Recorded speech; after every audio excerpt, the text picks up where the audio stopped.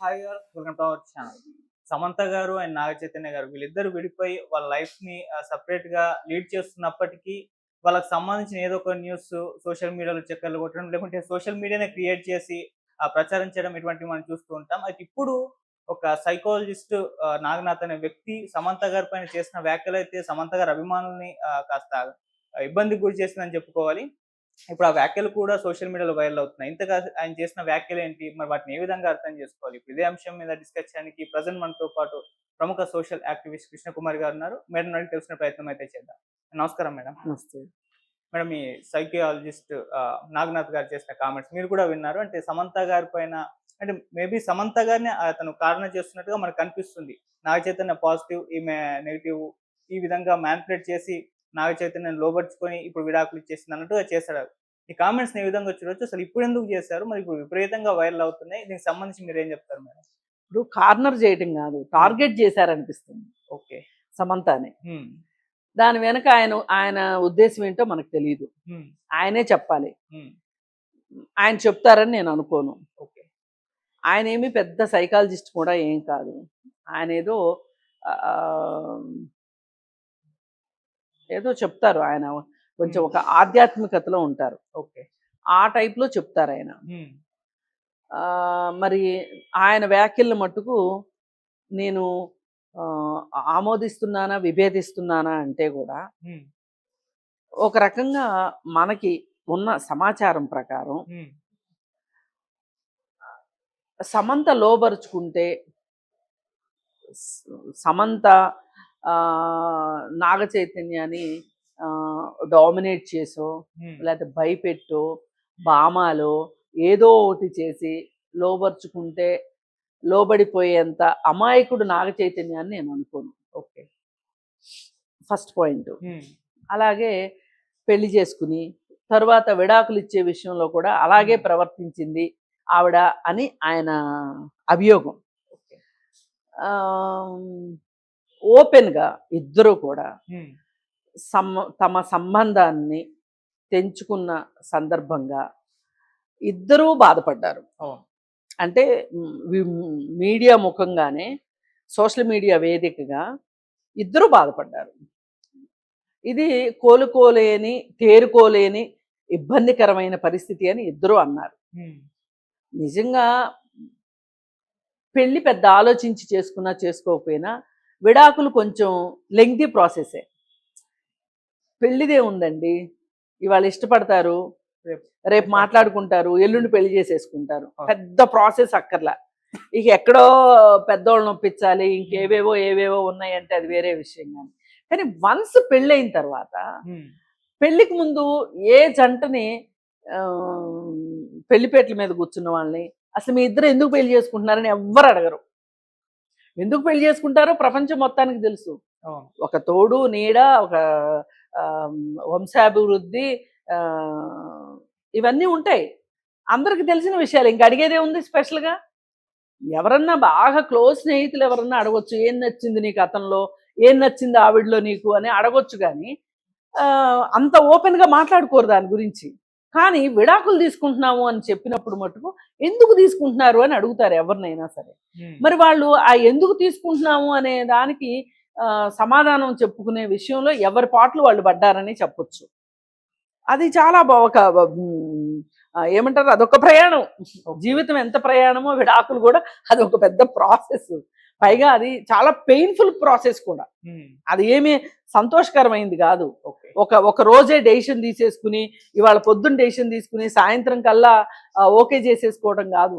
100 సార్లు ఇద్దాం అనుకుంటారు, 1000 సార్లు ఉందాం అనుకుంటారు, ఇక ఫైనల్గా ఒక డెసిషన్ తీసుకుంటారు. డెసిషన్ తీసేసుకున్న తర్వాత కూడా విడాకులు వచ్చే లోపు మనసు మార్చుకున్న వాళ్ళు బోళ్ళు మంది ఉంటారు. విడాకులు వచ్చిన తర్వాత కూడా మళ్ళీ తిరిగి కలిసిన వాళ్ళు కూడా బోళ్ళు మంది ఉన్నారు. అందుకని ఇది ఏదో ఒక్కళ్ళ వల్ల ఇదంతా జరుగుతుంది అని ఆయన అన్నారు అంటే మటుకు అది ఒప్పుకునే విషయం అయితే కాదు. మరి ఆయన ఏ ఉద్దేశంలో అన్నారో నాకు తెలిసినంత వరకు ఆయన స్వయం ప్రకటిత మేధావి. ఆయన మేధావిగానే చెప్పుకుంటారు ఆయన. మరి ఆ స్వయం ప్రకటిత మేధావికి తెలియాలి ఆ విషయం ఏంటి అనేది. అంత ఈజీగానే ప్రాసెస్ని ఎందుకు తలకెత్తుకుంటారు? ఈ విషయం మొత్తంలో నాగ చైతన్య బలయ్యాడు అని చెప్పడం దేన్ని సూచిస్తుంది అని అంటే ఒక మేల్ చావనిస్టిక్ మెంటాలిటీని చూపిస్తుంది తప్పితే వేరే ఏమీ లేదు. ఓకే. ఇప్పుడు విడాకులకి మగవాళ్ళు ఎంత కారణమో కొన్ని సందర్భాల్లో ఆడవాళ్ళు కూడా అంతే కారణం. ఎందుకంటే విడాకులకి ఎప్పుడు మగవాళ్లే కారణం. ఈ ప్రపంచంలో జరిగే ప్రతిదానికి మగవాళ్లే కారణం. అసలు ఇన్ని కష్టాలకి కన్నీళ్ళకి అన్నిటికీ కేర్ ఆఫ్ అడ్రస్ మగాళ్ళు అనేది నేను ఒప్పుకోను. కొన్ని సందర్భాల్లో ఆడవాళ్ళు కూడా అంతకు మించి ఉంటారు. ఈ మధ్య కాలంలో అది ఎక్కువ ప్రకటిస్తున్నారు కూడా. ఇంతకు ముందు మొగుడిని చంపాలి అని గొంతు దాకా ఉన్నా గానీ 100 సార్లు మనసులో అనుకున్నప్పటికీ కూడా ఆ పని చేసేవాళ్ళు కాదు. ఇప్పుడు చేసి చూపిస్తున్నారు కదా కొంతమంది. దీన్ని బట్టి ఏంటి, అవకాశం ఉంటే కాలం కలిసి వస్తే చేయడానికి ఎవరైనా సిద్ధమే. ఇందులో డౌటే లేదు.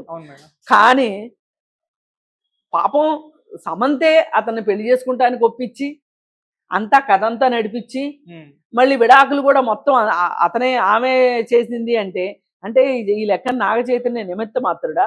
అంటే ఒక వెన్నుముక లేనివాడా? అసలు ఒక రకంగా ఈ మాటలన్నీ సమంతాన్ని నెగిటివ్ చేయడానికి చూస్తున్నాడు కానీ నాగనాథు ఇది మొత్తం ఒక రకంగా చూస్తే చైతన్యకి బ్యాడ్. అసలు చైతన్య ఏంటి, వాట్ ఈజ్ చైతన్య అంటే ఆయనకి స్పెల్లింగ్ రాసుకోవడం కూడా రాదు అన్నట్టు చెప్తున్నాడు ఈయన. అంతే కదా. కానీ వాస్తవంలో ఏంటి అంటే స్టోరీ ఏంటి అంటే ఈ నాగ చైతన్య ఈయన చెప్పే నోట్లో వేలు పెడితే కొరకలేని అమాయకుడైన నాగ చైతన్య పెళ్లి తరువాత మరి వాళ్ళిద్దరి మధ్యలో వచ్చిన గ్యాప్కో లేకపోతే ఇంకో దానికో ఈ శోభితతోటి ఎప్పటి నుంచో కాంటాక్ట్ లో ఉన్నాడు ఈయన. ఎప్పటి నుంచో వాళ్ళిద్దరూ ఊసులాడేసుకుంటున్నారు, గుసగుసలు చెప్పేసుకుంటున్నారు, ప్రేమ భాష్యాలు చెప్పేసేసుకుంటున్నారు వాళ్ళిద్దరూ. ఎందుకంటే ఆమె నాతో ఎప్పుడు తెలుగులోనే మాట్లాడేది, ఎందుకంటే నాకు తెలుగులో మాట్లాడడం ఇష్టం కాబట్టి, అంటే సమంతకు తెలుగు రాదు కాబట్టి చెప్పటం. అలాగే వంటలంటే మా ఇద్దరికి కామన్ ఇష్టం. పైగా శోభిత ఏదైనా ఒక పోస్ట్ పెట్టింది అంటే చాలా అర్థవంతంగా పెడుతుంది, అంటే ఏదైనా ఉపయోగకరమైందే పెడుతుంది, తనంత ఓపెన్గా మాట్లాడదు. అంటే ఇవన్నీ ఎవరు చేస్తారు? సమంత చేస్తుందని చెప్తున్నాడు అతను ఇండైరెక్ట్గా. అంటే సమంతని ఎంత నెగిటివ్ చేయాలో అంత నెగిటివ్ చేస్తున్నాడుగా. మరి ఇంకా ఆయన ఏంటి నోట్లో వేలు పెడితే కొరకలేని అంటాడు ఈ నాగనాథ్? ఆలోచించాల్సిన విషయమే కదా. మన కళ్ళకు కట్టినట్టు ఇద్దరిది కనిపిస్తుంది. ఇప్పుడు ఈ పెళ్లి విఫలం అవటం వెనకమాల కేవలం నాగ చైతన్యం, కేవలం సమంతానం ఉందని అనుకోవడానికి వీల్లేదు. ఇద్దరు తప్పు ఉండొచ్చు, ఇద్దరిలోనూ ప్లస్లు ఉండొచ్చు, ఇద్దరిలోనూ మైనస్లు ఉండొచ్చు.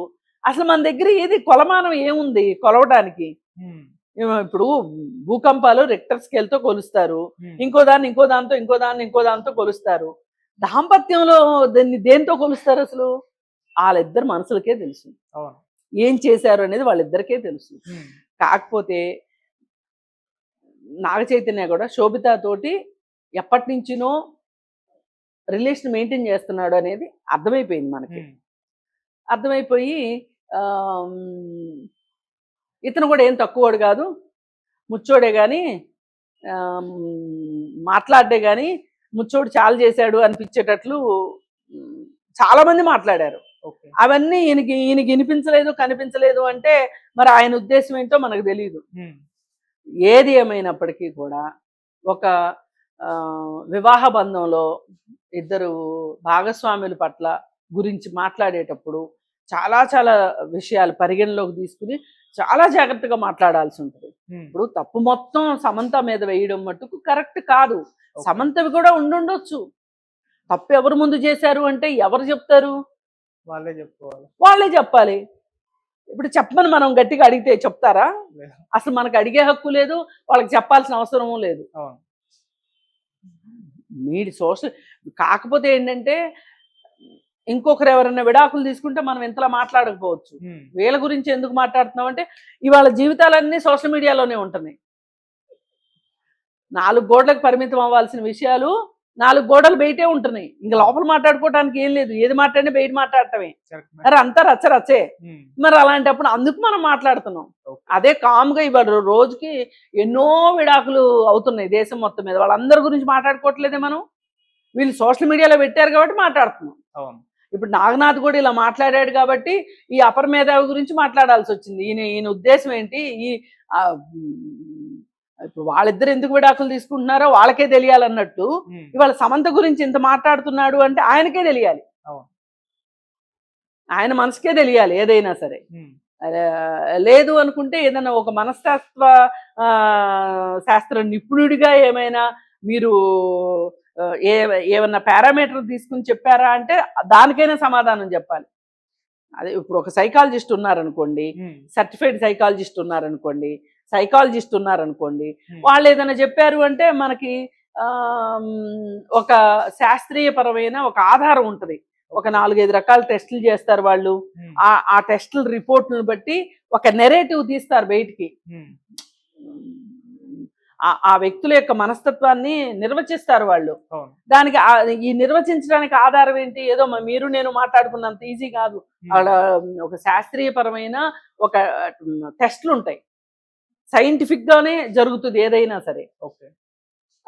అక్కడ వ్యక్తుల ఇష్టాయిష్టాలతో పని ఉండదు. కొంతమంది ఏమనుకుంటారంటే వాళ్ళకి ఏదైనా నెగిటివ్గా రాగానే రెండో పార్టీ వాళ్ళు ఏదో డబ్బులు ఇచ్చి రిపోర్ట్ తెచ్చారు అని అనుకుంటారు సహజంగా. కానీ అలా కుదరదు. ఎందుకు కుదరదంటే ఒకవేళ వాళ్ళు కనుక అలాంటి తప్పుడు రిపోర్ట్ ఏమన్నా ఇస్తే, ఎవరన్నా అడిగారని కానీ లేకపోతే డబ్బులకు ప్రలోభపడి కానీ ఇస్తే, దీన్ని కనుక ఇంకొక చోట ఛాలెంజ్ చేస్తే గనక ఈ రిపోర్ట్కి నెగిటివ్గా రిపోర్ట్ వచ్చింది అనుకోండి, అది ప్రూవ్ అయింది అనుకోండి, వీళ్ళ లైసెన్స్ క్యాన్సిల్ చేస్తారు. ఇప్పుడు సైకాలజిస్టులు అంటే ఊరికే ఏదో చెట్టు కింద కూర్చుని చిలక జ్యోతిష్యం చెప్పేవాళ్ళు కాదు. వాళ్ళు దాన్ని చదువుకుంటారు, దానికి ఎగ్జామ్స్ ఉంటాయి, దానికి లైసెన్స్ తీసుకోవాలి, వాళ్ళకి ఒక లైసెన్స్ నంబర్ ఉంటుంది. డాక్టర్లకు ఉన్నట్లే ఆ లైసెన్స్ క్యాన్సిల్ అవుతుంది. నా అనుభవం కూడా ఉంది.